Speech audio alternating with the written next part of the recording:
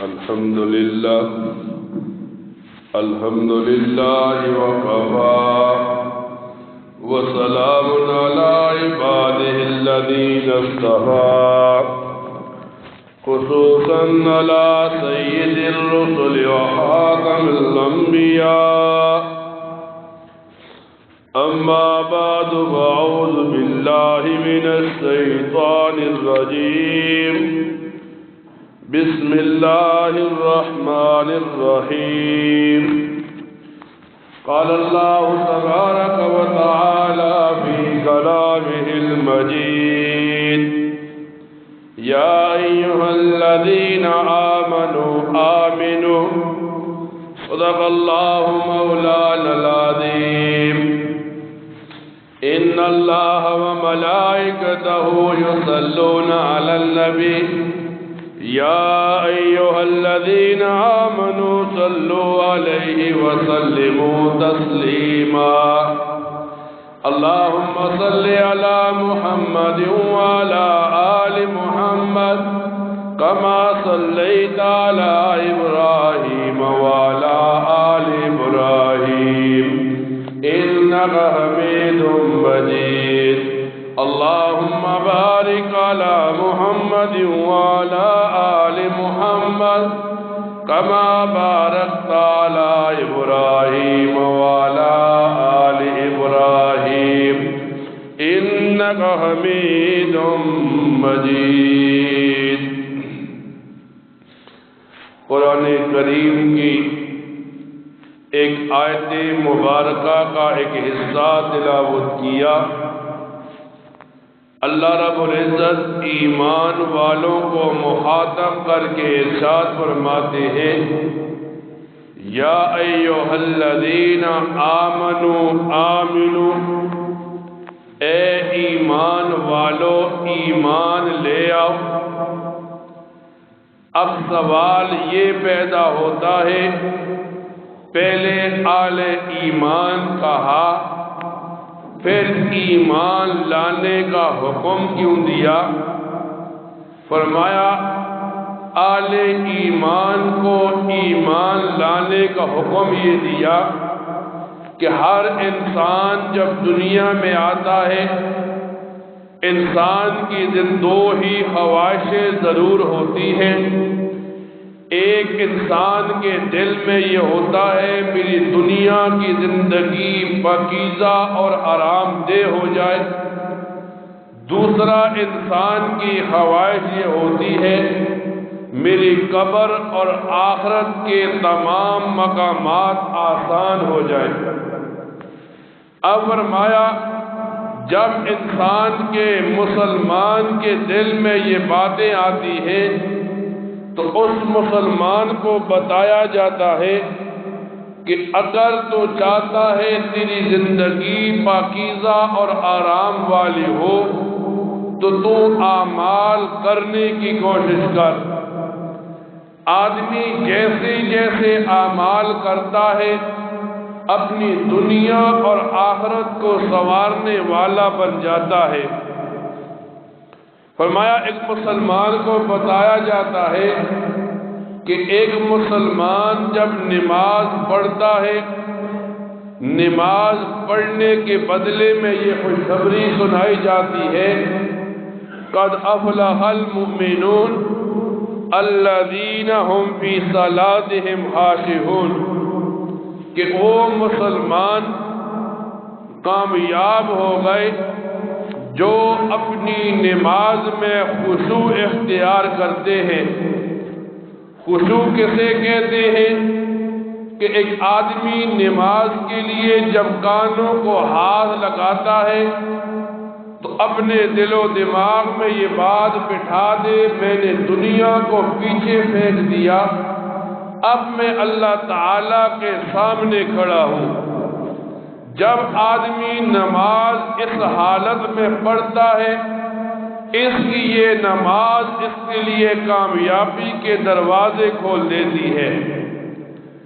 ایک آدمی سوال اٹھاتا ہے میں دنیا میں دیکھتا ہوں بعض لوگ ایسے ہیں جو نیک عمل نہیں کرتے پھر بھی ان کے پاس مال و دولت زیادہ ہو جاتی ہے، وہ آرام اور سکون کی زندگی گزار رہے ہوتے ہیں، تو علماء کتابوں میں لکھتے ہیں اللہ تعالیٰ کسی بندے کو مال دے کر آزماتا ہے، کسی سے مال لے کر اپناتا ہے۔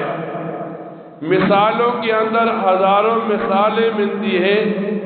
قارون کو اللہ تعالیٰ نے مال دیا، پھر مال کی وجہ سے اسے زمین میں دسا کر غرق کر دیا۔ حضرت عثمان غنی کو اللہ تعالیٰ نے مال دیا اور پھر مال کی وجہ سے دنیا میں گجا بجا نبی علیہ السلام اسے جنت کی بشارت سنانے لگے۔ اس کے مقابلے میں اللہ تعالیٰ نے حضرت زکریا سے مال لیا اور مال لینے کے بعد اسے آزمایا کہ مال نہیں تھا تو کامیابی کتنی کچھ بن گئی۔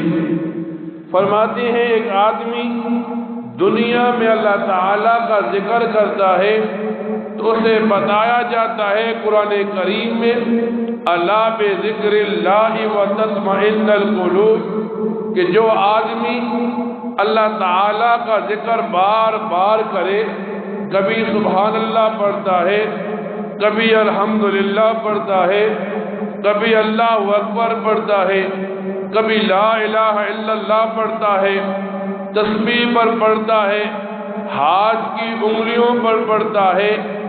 اب یہ آدمی جب یہ چیزیں پڑھ رہا ہے تو اپنے دل کو مطمئن کر رہا ہے، اس کی وجہ سے اس کے دل کو اطمینان ملے گا، اس کے دل سے خوف و ہراس نکل جائے گا۔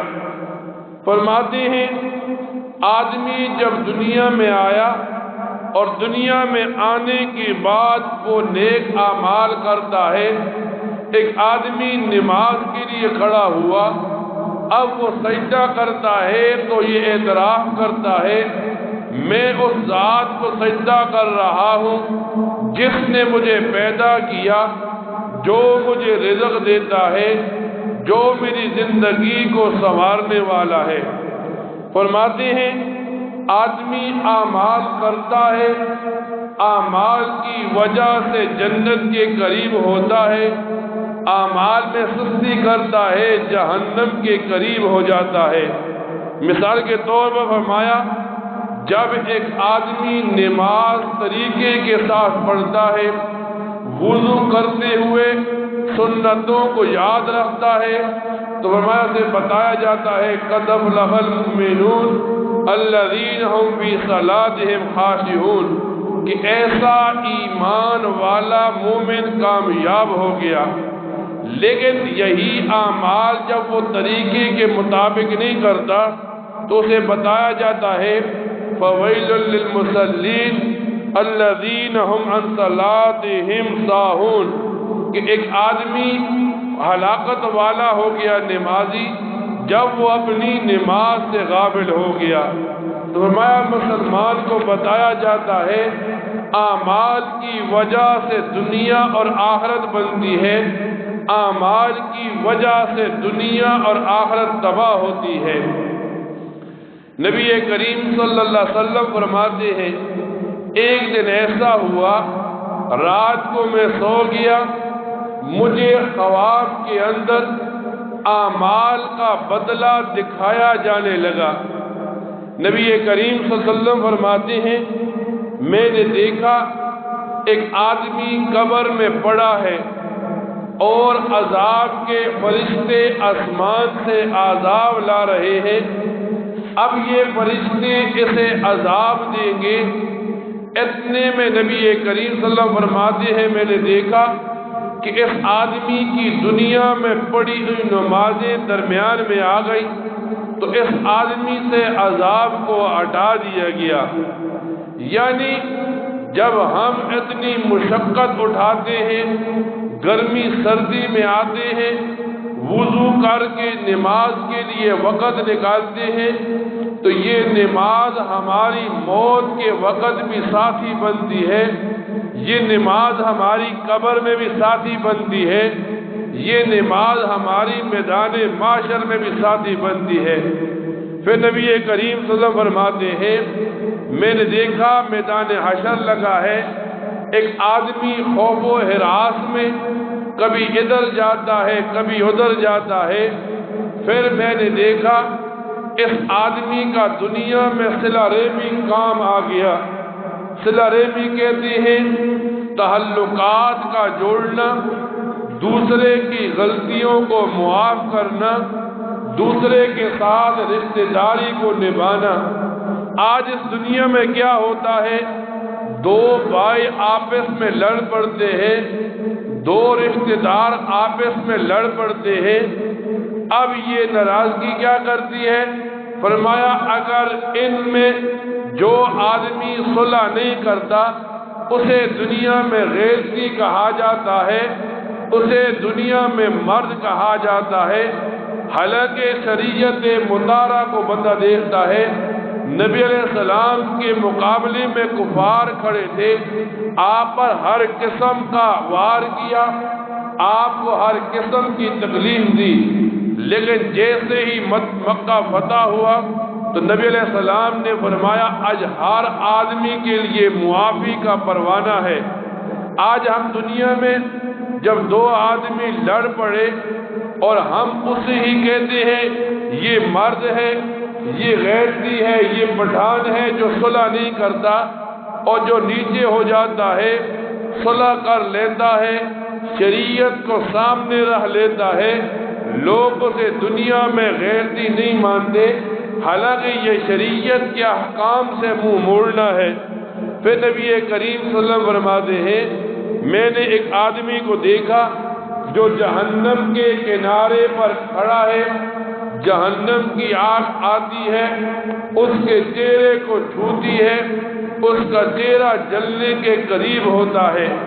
پھر میں نے دیکھا اس آدمی کا صدقہ خیرات کام آ گیا اور اسے اٹھا کر جنت میں ڈال دیا گیا۔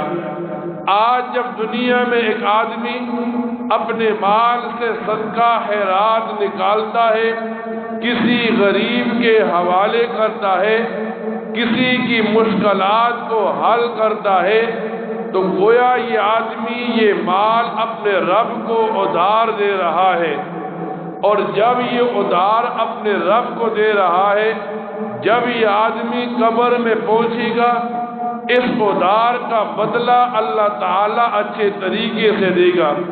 جب یہ میدان معاشر میں پہنچے گا اللہ تعالیٰ اس ادھار کا بدلہ اچھے طریقے سے دے گا۔ اور اچھا طریقہ کیا ہوگا؟ فرمایا اسے بتایا جائے گا آج تیرے لیے جنت کا دروازہ کھلا ہے۔ پھر نبی کریم صلی اللہ علیہ وسلم فرماتے ہیں میں نے ایک آدمی کو دیکھا کہ وہ پل صراط پر کھڑا ہے۔ پل صراط وہ پل ہے جس سے گزر کر لوگ جنت یا جہنم جائیں گے۔ فرمایا اب ایک آدمی پل صراط پر کھڑا ہے، اب اس کے پاؤں ڈگمگا رہے ہیں، کبھی گرتا ہے کبھی اٹھتا ہے، پاؤں لڑکھڑا رہے ہیں۔ پھر نبی علیہ السلام فرماتے ہیں میں نے دیکھا اس نے میرے اوپر درود شریف دنیا میں پڑھا تھا، یہ درود شریف کام آ گیا، اسے اٹھا کر جنت میں ڈال دیا گیا۔ اب فرماتے ہیں ایک آدمی دنیا میں آیا، اپنے آپ کو مسلمان کہتا ہے، مسلمان ہونے کے ناطے اس کے لیے یہ ضروری ہے کہ وہ نبی علیہ السلام کے ساتھ محبت کو ظاہر کرے۔ اب محبت کیسے ظاہر ہوگی؟ فرمایا محبت یوں ظاہر ہوگی کہ بار بار نبی علیہ السلام کا تذکرہ کرے۔ اب تذکرہ کیسے کیا جائے؟ فرمایا وہ نبی علیہ السلام پر بار بار درود پڑھے۔ ایک آدمی مسجد میں آیا، اب وہ مسجد میں بیٹھ کر اللہم صلی علی محمد یہ درود ابراہیمی بار بار پڑھتا ہے، گویا یہ ایک تو نبی علیہ السلام کے ساتھ محبت کو ظاہر کر رہا ہے، دوسرا اپنی قبر کی اس کوٹڑی کو روشن کر رہا ہے، تیسرا اپنے اعمال کو جو نیکیاں ہیں کل قیامت کے دن بھاری کر رہا ہے۔ نبی کریم صلی اللہ علیہ وسلم فرماتے ہیں ایک آدمی دنیا کے اندر کسی بھی مقام پر بیٹھ کر میرے اوپر درود پڑھتا ہے، نبی علیہ السلام فرماتے ہیں فرشتے اس کے درود کو اٹھاتے ہیں، پھر اسے میرے روضے پر مدینے میں لاتے ہیں، پھر مجھے بتایا جاتا ہے آپ کی فلاں امتی نے جو فلاں کا بیٹا ہے فلاں مقام سے آپ پر درود پڑھ کر یہ تحفہ بھیجا ہے۔ نبی علیہ السلام فرماتے ہیں جب مجھے یہ بات بتائی جاتی ہے تو اس بندے کی شفاعت میرے اوپر واجب ہو جاتی ہے کہ میں اس بندے کی شفاعت کروں۔